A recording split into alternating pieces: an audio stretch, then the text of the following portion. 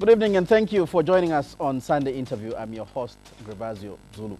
Now, since its establishment 51 years ago, the University of Zambia has stood firm as Zambia's leading higher education institution, churning out thousands of graduates that have contributed to various fields of development in the country. But over the years, the university's glory has been dented by factors that include low staffing levels as a result of brain drain, deteriorating infrastructure, student and staff unrest, as well as lack of investment in academic facilities. Can UNZA regain its past glory? My guest tonight is a seasoned and career academician. He holds a doctorate degree in biology genetics from the University of Cambridge, a master's degree in molecular genetics from the University of Wales, and a bachelor's degree in biology of chemistry from the University of Zambia. My guest, Professor Luke Evutamumba, University of Zambia, Vice Chancellor. Sir, I'm happy to have you on the program. Thank you very much, Mr. Zulu, for this opportunity for us to give some reflections on the University of Zambia. It's an honor, and thank you, viewers. You have a distinguished CV. I looked at it before coming here. And I want you to just describe yourself briefly. Who is Luke Evutamumba? Thank you so much. You're fairly new. People don't really know much about you. Yes, who is Luke Mumba? Luke Mumba was born in 1962 in a village called Mchereka, that's in Katete, Kagoro area. But soon after I was born, my parents moved to Petauke. So I've always viewed myself as having been born in Petauke as opposed to having been born in Katete. But really, then in Petauke, I come from a village called Nyamapando. This is in an area between Petauke and Nyimba.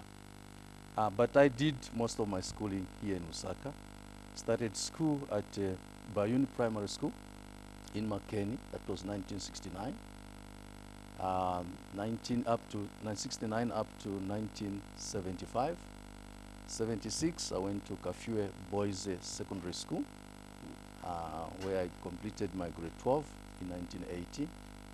Soon after completion, I went for the compulsory military training, Zambia National Service, in Katete at Chiwoko Military Camp.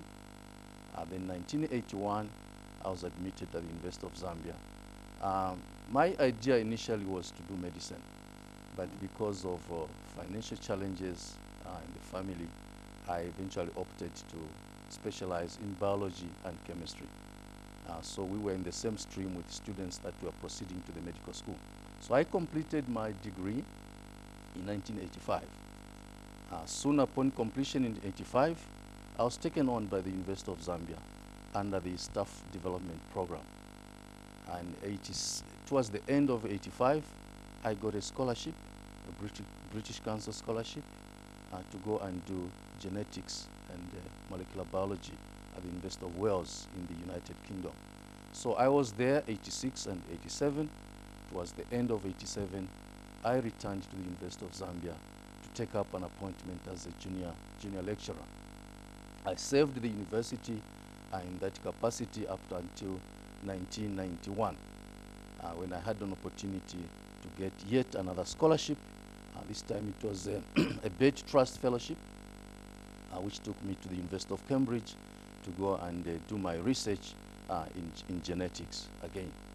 I completed in 94 and came back to UNZA and continued to serve, progressively rising in the ranks up to the position of associate professor in 2004. You also served as dean. Yes. So while serving as a lecturer and then as associate professor later, I also served in administrative positions, starting with the position of assistant dean. I think I do recall I worked with the late Professor Andrew Siwela, may his soul rest in peace, when he was dean of the School of Natural Sciences. Later on, I became head of the Department of Biological Sciences. That was in 1995 up to about 1999, when I was appointed in an acting capacity as Dean of the School of Natural Sciences. I acted up to 2001 when I became substantive Dean up to 2004. And after serving my term in the School of Natural Sciences, I reverted back to my department to continue serving. And it was not until 2006 that an opportunity arose for me to take sabbatical leave, and it is through that sabbatical leave that I saw myself at the African Union New Partnership for Africa's Development, that is in South Africa, where I served also in various capacities, starting initially as a network director for a regional program on life sciences, looking after Southern Africa, focusing on research and also capacity development. I served in that capacity from 2006 up to 2008. I mean, up to 2008, yes. And, no, 2012, sorry. Then in 2012, I was again elevated to the position of program coordinator for the entire continent, looking at what we call the African Science, Technology and Innovation Indicators. This is about monitoring and evaluating the performance of African member states in terms of how they are performing in the area of science, technology and innovation. Yeah. Now, like I said, I was going through your curriculum vitae before I came to the interview, and one of the issues I picked is how you describe yourself as an ambitious, competitive, astute, and time-conscious person. Yeah. You say you do not procrastinate. Right. Procrastination is a thief of time, and you've been 3 months in the office. By now, with that mantle and with that theme that you do not procrastinate, I must assume you've picked your priorities already. Yes, I have picked my priorities already. I think, as you highlighted in your introductory remarks, the University of Zambia has many, many challenges. And I've looked at done a situation analysis, and I find that I can cluster the challenges of the University of Zambia into 11 issues. There are 11 key issues. That's a huge list. It's a huge list, actually. And the very first one is to do with the inadequate financing of the university. And from that, number one, it leads to many, many other challenges. So it cascades to so many other challenges. For example, the declining education standards.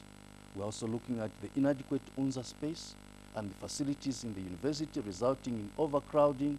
The laboratories are dilapidated, and so the students are standing when staff are giving lectures, and also we have non-conducive teaching and learning environment, generally, inadequate funding for research, and also there's an absence of a publishing culture. Staff are not publishing, but it's for a number of reasons, which I'll highlight in due course. Inadequate numbers of staff.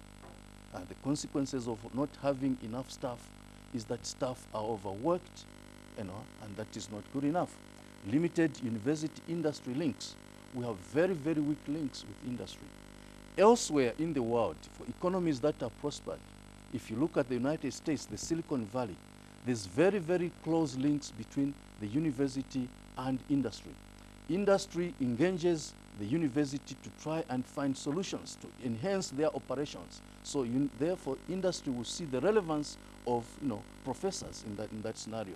So likewise, industry therefore will begin to support the capacity development requirements of the university, the infrastructure in the university, and so there is a synergy. There's a very, very strong link. So you understand the institution very well. In this case, yeah. You're probably saying it is deteriorated to a level where the university is just a white elephant, churning out graduates that probably are not even needed. No, I wouldn't say it's a white elephant. No link with the industry. The industry has no faith. It has faith challenges. The university has challenges, but still, its relevance is being felt. I think the University of Zambia has a footprint in every corner of this country and beyond. You can hardly walk the offices, the streets of Lusaka, the political landscape. In industry, you will always find graduates of the University of Zambia. But what we are saying is that we can do better than we have done in the past. But that's all we have, Professor, if I may say. All we have is names. No, is there anything we can show for all the training we've done with our engineers, with these technical people? Is there anything we can show? We basically import everything, ideas, and in form of finished products. Where are our ideas? Where are the people we're training? Where are they in designing? Yes. You see, Mr. Zulu, these same people that we are producing at UNZA, these are the same people, if you go outside Zambia, you'll find that they are making significant impacts in the economies of those countries. You go to the United States, in NASA, for example, you'll find Zambians there. In the South African economy, you find Zambians there. And they are effectively contributing to the economies of those countries. So, as a geneticist, from where I stand, I ask myself, this is a Zambia, is not performing optimally in Zambia, but the same person, you change the environment, they perform effectively. So the question is, what has changed? For me, it's the environment. It is the environment in our situation which is making it difficult for our graduates to perform effectively. So the challenges are many. They relate to policies. For example, what policies do we have to ensure that industry supports research and development? Because unless we invest in research and development, you not come up with new knowledge. You not come up with new ideas for you to be competitive in the knowledge economy. So industry should be obligated to support universities through policy directions. I'll give you an example in South Africa. Law? Yes, in form of law. In South Africa, for example, industry invests significantly in research and development. What do they get in turn? There are incentives. There are tax rebates that are given to industries that are supporting research, that are supporting capacity development. Also, for researchers themselves, for every publication that they produce, there is a grant that they receive to facilitate their research, but also travel of the main researcher and the students. We need to create research chairs around strategic areas of the economy. Energy, let's have professors who are specialists in those areas. Recognize them, give them adequate funding to be able to conduct research, and they become nucleus for development. Because around them, they'll have students who are doing research in areas of necessity for the country, and in the process, there will be publications, there will be new knowledge, there will be patents, and then we'll be resolving challenges of the country. We've spoken about the weak link between the industry and the university. Yes. And in this case, the industry is not coming to you to say, well, design for us this kind of equipment. Yes. And why is that so? Yes, the reason. Why are you not also getting out as a university to say, I agree this we entirely. can do, we've seen this challenge on the market, yeah. This we can do. Yeah. I agree entirely with you that we also as a university are not proactive in engaging industry. And also, as a result, industry is not seeing our relevance. I've also seen over the years that industry is reluctant to engage our students in projects, giving them opportunities for internships. They'll view our graduates as time wasters. So the point I'm trying to make is that we need to engage very strongly with industry. And in my administration, I have stated that one, we need to form a special committee within the university which will actively ensure that we engage with industry. Every unit of the university should identify a niche area. School of Mines, for example. We are a mining country. We should have a research chair sitting in some of the mines from the university, providing guidance to the mines. How do they optimize operations? How do we begin to add value to the minerals that we produce in this country? So we need the university to actively engage, make ourselves relevant. That is why my vision for the university is that we want to have a University of Zambia, transform it into a nationally relevant and internationally recognized institution, but also a better place for the people that are working in that environment, and a better place for the future generation of proud Zambians. So the university, in this case, is not encouraging students to do more practical work.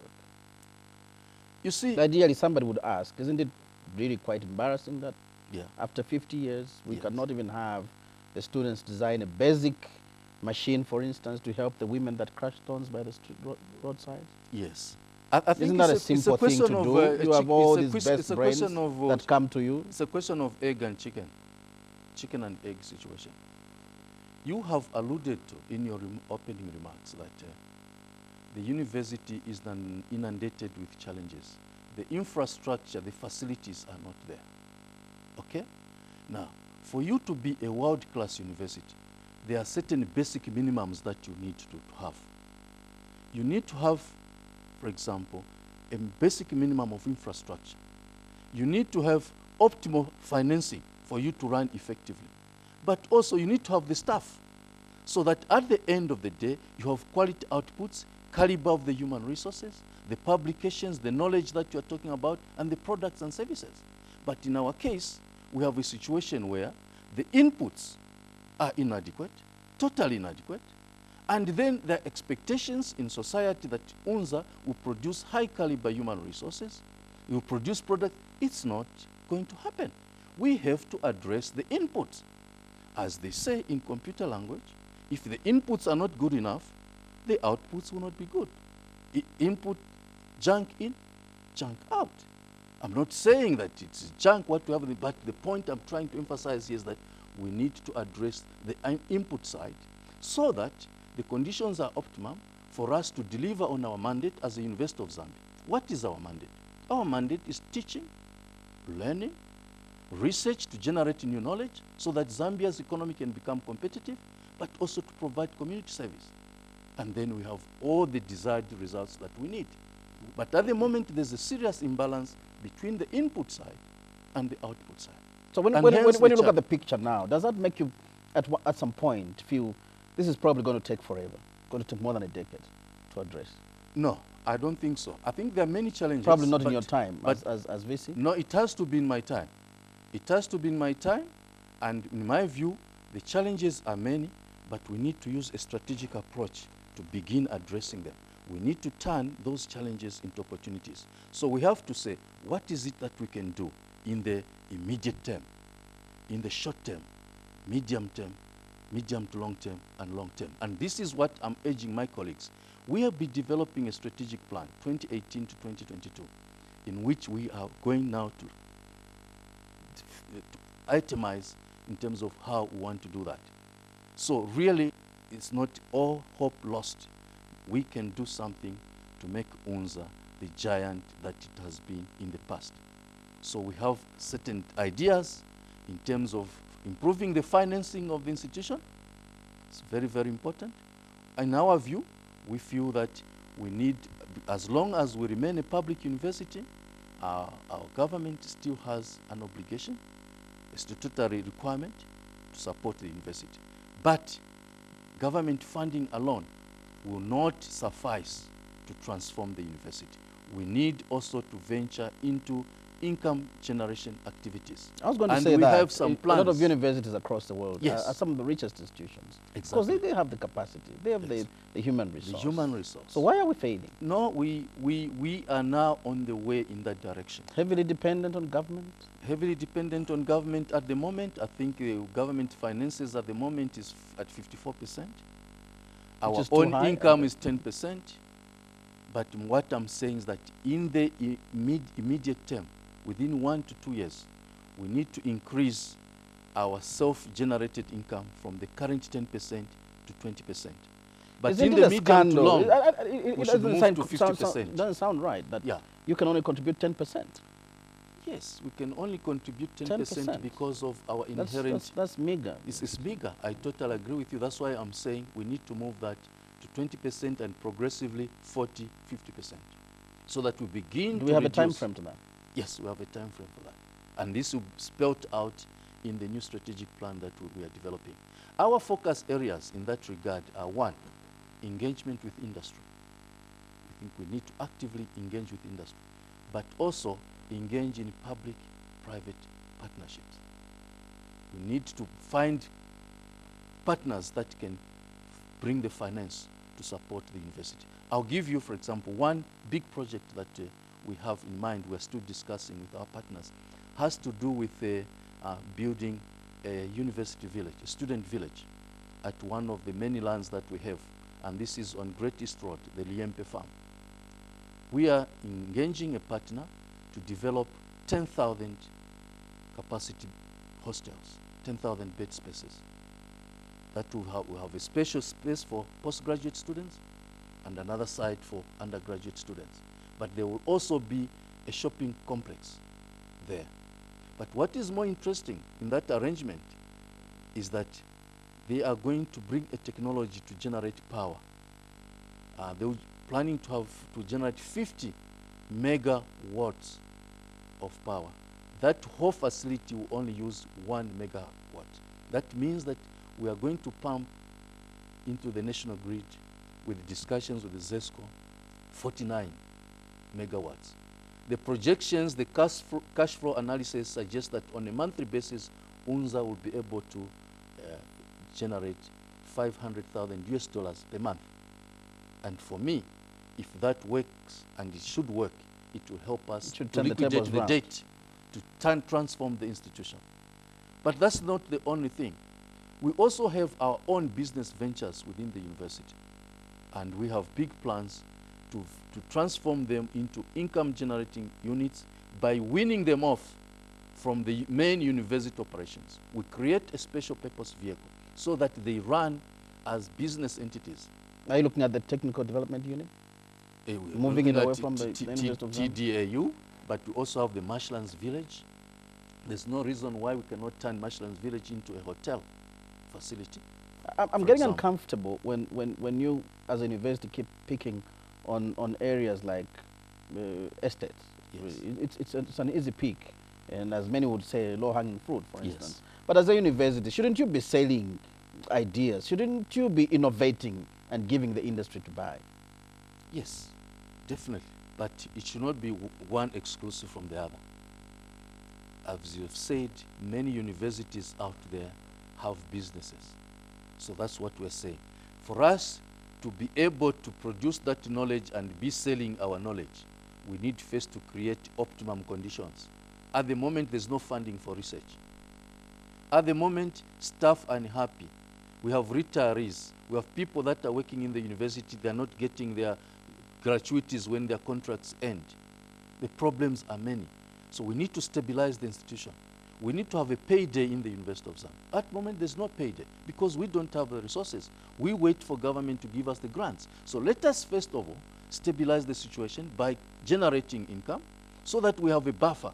We can be able to do certain things ourselves. Create a fund for research, for example. It's very key. So I agree with you. We need to be selling our ideas. Shouldn't we have a Zambian from the University of Zambia design a mobile phone, for instance? Exactly. Design a solar I agree. Engine, for instance. Definitely. Those ideas should come from ourselves. They are not coming out. Why? Because the environment is not ripe. The amount of research that is going on there is not sufficient. It's not cutting-edge research because there are many, many challenges. Are we gotten into a system where our students are just reading the books, mastering the knowledge and parroting it back to the lecturers, and they get marked and get the good marks, get the merits, the distinctions, and out of the university into industry? Now you're speaking to the declining educational standards, which I alluded to. Students cannot have hands-on practicals. Students, in my time when I was a student, each student will have a microscope to themselves, a working microscope. Now you have 4 or 5 students using one microscope. We don't have the resources to capitalize the labs, so the students do not have the experience, the hands-on. So I'm agreeing with you that that kind of scenario leads to a situation where, whereas a course is such that theory is 50%, practical is 50%, the students are only focusing on the theory. They are not able to do the practicals because the facilities are not there. And then we cannot attach our students to industry because for them to have practical experience. So it is a challenge, it is a problem, resulting in exactly what you are saying. So the users of our students, when they get there, they say, these students are not ripe. They are not ripe. Why? They did not go through an adequate meal. And we are saying we need to reverse that situation. How soon would that be done? In the next 5 years. It's a matter of urgency. It's a matter of urgency, and you know, as they say, how do you eat an elephant? An elephant is a very big animal. For you to eat it, you have to eat it piece by piece. And this is a challenge. UNZA, the challenge is as big as an elephant. But we have to start somewhere. That is why I said, one, we need to stabilize the institution. How do we stabilize the institution? Clear the indebtedness. The indebtedness at the moment stands at 2.9 billion kwacha. We owe money to retirees, as I said, to service providers. So people cannot, companies, service providers can have losing confidence in us. They cannot deal with us because of our indebtedness. We need to stabilize that situation. We need to clear, as a priority number one, we need to clear the debt. And we need to improve the facilities, the learning environment. So where are you starting from? Maybe we could start from there. Yes. You want to clear the debt. Yes. So where are you starting from? Over 2 yeah, billion? over 2 over billion. 2 billion? Over 2 billion. Debt? That's a Where lot are of we money. starting from? Where are you starting from? One, I've explained to you our engagements were under the public-private partnerships. To me, that is a lifeline. And it's not just the one example I gave you. We have mapped out the whole university. I know you did We speak have about the acquired marshlands, turning marshlands yeah, into marshlands. a hotel. We have UNZA printer for it to be providing services to the many mushrooming universities. They don't have the capacity to print a lot of materials. We see that as a niche for us as a university. But also, we have acquired many lands. We have land in Mbala, in Mwembeshi, land in Chiengi, land in Siavonga. We want to develop those lands in partnership with the private sector, in venturing into agriculture, into dairy industry, raising dairy animals, and so forth. So really, we want to establish a special purpose vehicle which will run these University of Zambia holdings or companies as Just an issue on the issue of land. Isn't it ironic that you're acquiring land and you're losing land in Lusaka? Yes. We are losing land in Lusaka is for a number of reasons. You'll be surprised to learn that we are losing some of that land to our own employees and also to people that have served the university diligently, have retired, for the simple reason that we are not able to pay their terminal benefits. So for us to reduce that 2-point-something billion debt, we have, council has ruled that we must swap the debt swap. So we are giving some of that land to former employees and also to employees that. So we are losing land in that way. I think that's one of the main areas. But also, there's been some aspect of encroachment. Which is manageable. Encroachment, you can be encroachment, I agree with you. Those can help you. Is manageable, yeah, that one we can deal with. But we are losing land mainly to debt swap. But also, we just feel that we need to decongest the Ridgeway campus at UTH. It's very, very crowded. Many programs there. So the Ridgeway campus, some units of that campus, medical school, will be moving to the land that we have acquired in Mumba, in Mwembeshi area. There will be 4 schools there establishing themselves at there. But in the land in Mbala, we are looking at a partnership in agriculture with the investors. You have any plans of moving your school of agriculture to there? Yes, School of Agriculture has already got a piece of land in Liempe where we are putting up the student village, but the land is vast. There is enough. There's some agriculture that is going on right now, but that is a piece of land that is specifically reserved for the School of Agricultural Sciences. So with all these projects, you hope to dismantle how much of the debt in how many years? Say, for instance, we're talking end of next year. Yeah. Will you have achieved anything? According to my plans, which we're discussing with my management, is that we should aim at dismantling or liquidating this debt by end of 2018. Which is three. But we have started. But I remember I said we're a public institution. We are also engaging with our mother ministry, the Ministry of Higher Education, and also the Ministry of Finance. We've had discussions since I took up the position of Vice Chancellor, and the discussions have been very positive. I think our ministry, as well as Ministry of Finance, have acknowledged the fact that universities, especially Copper Belt universities and UNZA University, need to be assisted to liquidate the debt.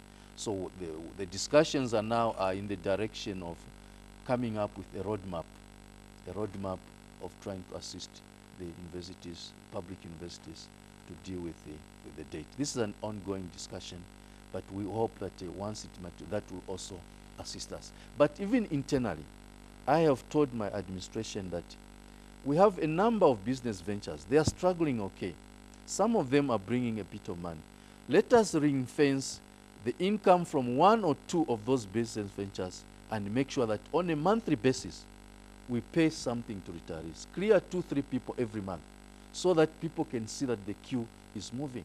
Because right now, we are a backlog. We are talking about, we are back 2010 June.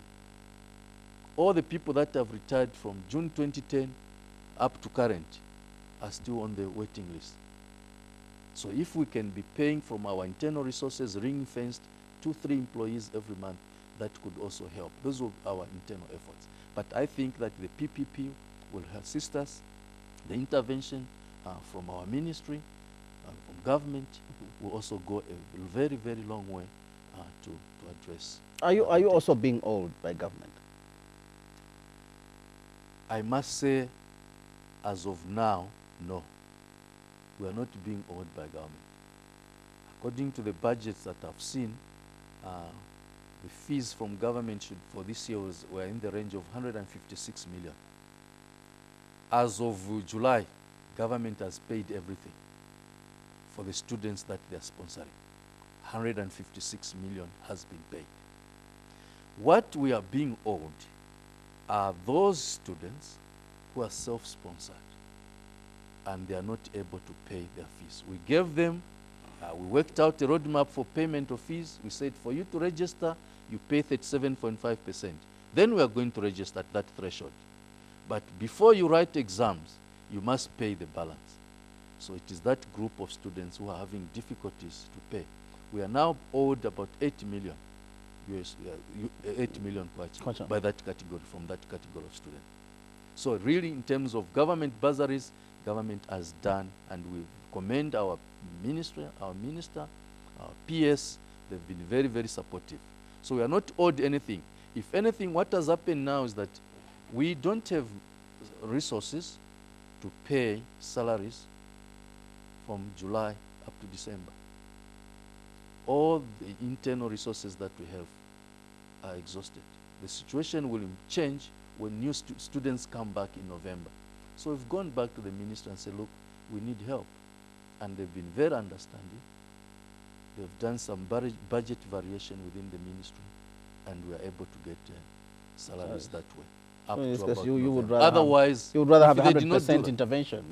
Is salaries a government business? For UNZA, you see, the framework that is used to finance public universities in Zambia was developed in 1989, Professor Lamigoma. And that's the only document. And then in that document, it categorically says that for public universities, government will be responsible for the gross wage bill, number one. Number two, 10% of the budget for infrastructure development, and 10% for capacity for human resource development, staff development. That's the framework. But what has happened over the years, for obvious reasons, competing demands on the budget, is that we are only receiving the net. So that's part of how the debt also comes about. So we only receive the net. So meaning the difference between the net and the gross. Yeah, we have to meet that difference. So you find that our operational budget, including salaries per month, is around 38 million. So government grants comes 13 million. We have to find the other 25 million internally. That's why when I say internally, all that we had budgeted for this year is finished, because we have to find that shortfall, 25 million. And it's you can imagine, 38, you get 13, find the 25 million. So what do? We go to the business ventures in the university, units that are able to generate some income, and say, please give us all the money. All the fees that are paid, we are not able to support the units for their operations because we have to pay the salaries. So at the end of the day, there's no recapitalization in those income-generating units. We are literally killing the goose that lays the golden egg.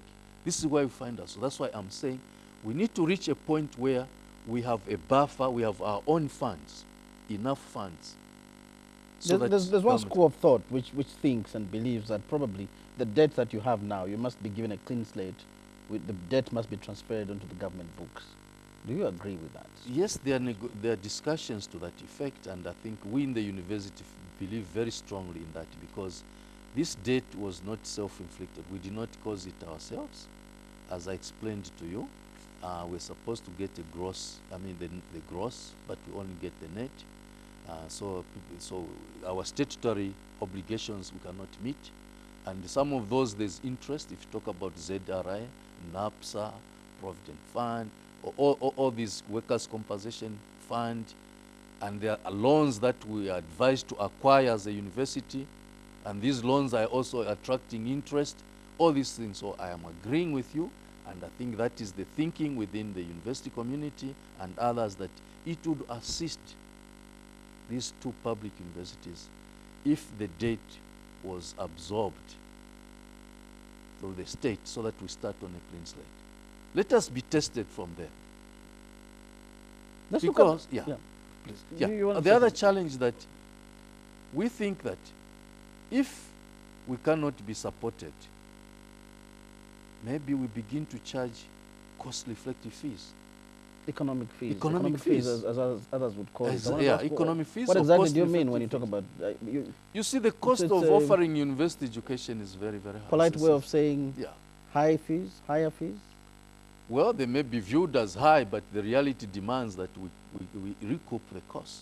The cost of staff, the cost of equipment, library services, and so forth, which is not the case at the moment, because we are a public university, and it's understandable.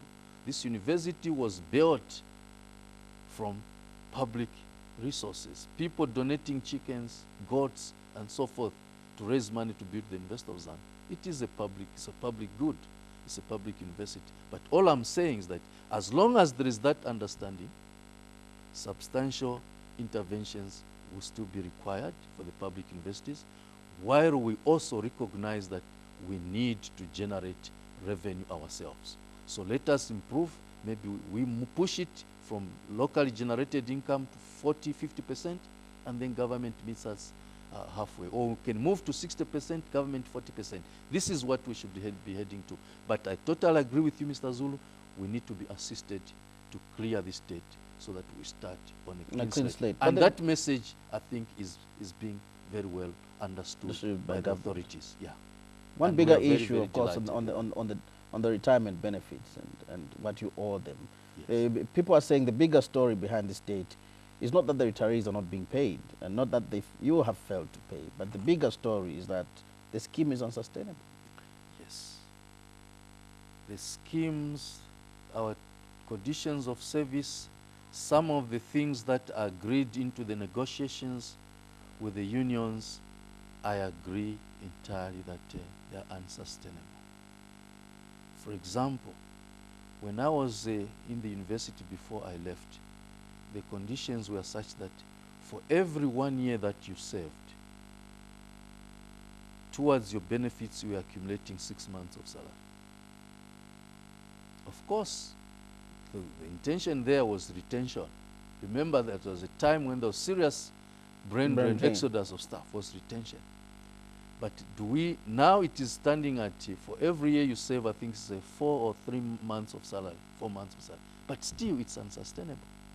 So we will be engaging with our colleagues, the labor unions within the university, to relook at some of these things. They are definitely unsustainable, and it just goes to increase the indebtedness of the university. So the longer you delay in reviewing this scheme, the more problems you have as a university. Exactly. And it's a matter of urgency? It's a matter of urgency. It's a matter of urgency, and we are telling our colleagues, look, we should be looking at our ability to pay. We cannot live beyond our means. Our ability to pay is only so much. So even as we are discussing issues to do with conditions of service, let us be mindful that this is what we can manage to pay. You have been running parallel programs. Where does the money go? Is Very it part good of the question. money that you... Parallel programs were meant again as income generation. to support the schools, to be able to reinvest the money into facilities, give incentives to the staff that are being overworked and so forth. But what happens is that these monies are paid centrally, the central administration. So once the money comes in, we are supposed to give a portion of that back to the units. But it's not happening, Mr. Zul. It is not happening simply because of the challenges I talked about. We're using all that money for operations and to pay salaries. And schools are unhappy. In fact, there are instances where they have stopped the parallel programs, saying, but we can't continue. To run these programs, we need finances. The central administration is keeping all the money. So I'm telling my colleagues, say, no, we cannot run the invest like this. We again need to ring fence the monies coming from parallel programs. No matter what happens, let us ensure that we give something to the units so that they can run. How long, what will it take for UNZA to run as a business and to turn UNZA into a success story? Yes. For me, I think we should give ourselves at the most 3 years. What will it take? It will take operationalizing the public-private partnerships, such as the one you've seen, the East Park Mall. It's running, but we need more of those ventures. It's not enough what we are getting from East Park Mall. We need to have more of those PPPs. We need also to create a special purpose vehicle, a holding company for the university to run those businesses professionally as business entities. Because as long as we tie the conditions of the service of the workers in those business ventures to the main university campus, the university conditions of service, they'll be unsustainable. And business does not run like that. You'll find that for an equivalent worker in the private sector, compared to what we are paying in the university, maybe it's 50%, we're paying 50% more. So we're saying, no, we need to emulate what is happening in the real world, in industry, and run our business ventures on those similar lines, not with these unsustainable conditions that we have. We extend them to the business units, they end up bringing them down. So you're proposing establishment of UNZA Holdings? Yes, UNZA Holding is a company to run those. Semi-autonomous company from the University of Zambia. Yeah. Let's look at research and the lecturers. Yes. You did mention a bit about it, but this is something that is worrying, that lecturers are not doing as much research, they're not publishing. That's very true. Our rankings speak to that. You see, rankings are based on the university's outputs. And the last time I checked, at the world international level, we're around number 2,630, somewhere there. I think when I was a student, in Africa, that is world, around 55, world. In yeah. Africa, around 55. In SADC, if you take the best 20 universities in SADC, we are not among the best 10. We are not among the best 50. We are towards the bottom 20. Number 17. Isn't that scandalous? Number 17. You know that we probably trained a lot of these universities that are coming up. You Namibia, can go, you see, Botswana, Namibia is on top of us, Zimbabwe, Botswana, they're all on top of us. But if you went to that university... Isn't that... It's sad. There's no word to describe it. Yeah. Probably. Because I've had the privilege... It's a shame. It's something that we need to redress. I've had the privilege to travel to many of the universities in SADC by virtue of the position that I held in NEPAD, because I was dealing with the universities, research and capacity development.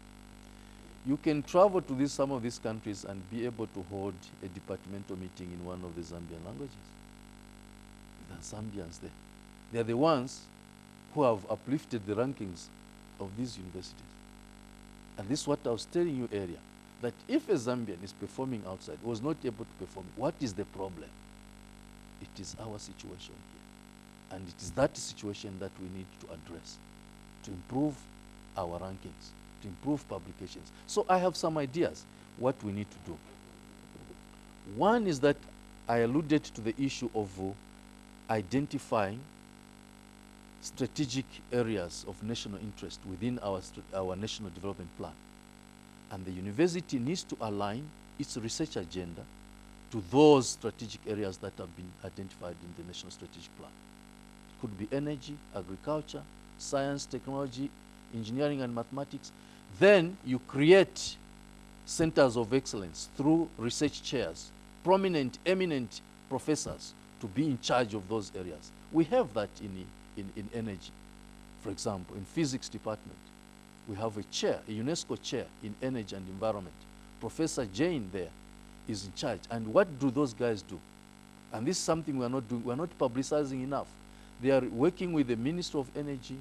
They're working with the RIA. This is the something to do with the Rural Electrification Agency, yeah. assisting with the installation of panels, advising them technical backstopping, and things like that. So we need more of those. Maybe a chair in economics, so that around that chair, we begin to do cutting-edge research. We need to begin giving them optimum finances. There'll be researchers there, students, postgraduate students, doing research that is relevant to the country. But also, we need to intensify collaborations. You see, university operations require linkages with the outside world. Because when you collaborate in your research, you create opportunities for student exchange, staff exchange, so you internationalize your image as a university. That also helps to uplift your rankings. So these are some of the ideas that we need to infuse in our strategic plan to enhance our capacity to publish. But also, funding. You see, not everyone has got skills in the university to attract funding from outside, because all the research that is going on in the university at the moment is professors, senior lecturers, those who are experienced can compete for international grants. But we are also saying, as a university, our core business, research is one of our core business. Internally, we must be able to put aside a research grant, especially for the emerging young scientists to be able to access. So that way, they will learn That's an easy thing to do, I suppose. It's not easy at the moment, Mr. Zulu. Industry can fund that. Industry can fund that, but we need to engage them. We need to put aside a pool of funds, which we do not have. And for me, that will only happen when we have managed to raise funds ourselves, and we'll be able to say, okay, 100,000, 1 million, it's a research grant. Can you compete for this? Then we award grants. That's the way to go. In addition to other efforts that so we look like we're still again in a long way to go before we can start addressing this decline in our rankings and in our standards of education at the university. It may look like that, as I said. 5, 10 once years? number one finance, it cascades in so many of these things. Your research quality is compromised. Your staffing levels are not there. Students are standing, there's no facilities. So really we need to address the issue of financing. It's a key ingredient. It is the oil to the operations of the university. But there are also other internal issues such as work attitude, work culture. You know, so I am saying we are going to introduce a staff appraisal system where every member of staff should have a work plan. That work plan, they agree with their line manager, they sign. At the end of each academic year, members of staff will be appraised based on the work plan that was agreed at the beginning. That way, the laissez-faire culture of doing things, pending urgent businesses in our trays, not just attending reporting to for lectures, work. just reporting for work. You show up, you And go and walk do your other thing, you go and do your farming, you go and do your You go whatever. and lecture in all the universities in the country. Are you facing that challenge? It is there. Mushrooming universities and Mushrooming. some lecturers? It's a serious problem. It is a serious problem, and it's a consequence of two things.